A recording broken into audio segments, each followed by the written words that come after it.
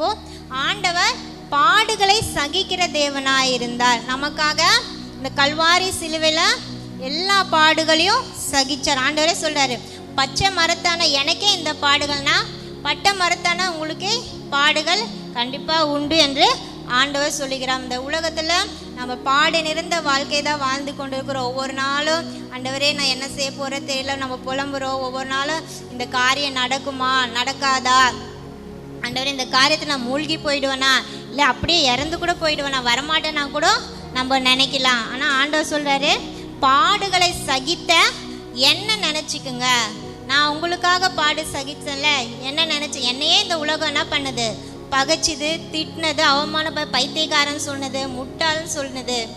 அப்போ உங்களை சொல்ல மாட்டாங்களா சொல்லி என்ன பண்ணுற ஆண்டவர் நம்மளை தைரியப்படுத்துகிறா. அப்போ பாடுகள்லாம் வரும்போது, துன்பம்லாம் வரும்போது நம்ம யாரை நினைக்கணும், ஆண்டவர் நினைக்கணும். ஏசப்பா எனக்காக நீங்கள் இவ்வளோ பாடுகளை சகிச்சிங்களே, அந்த கிருபையை தாங்க சொல்லி ஆண்டவர்கிட்ட போய் நம்ம என்ன பண்ணோம், ஜெபிக்கணும்.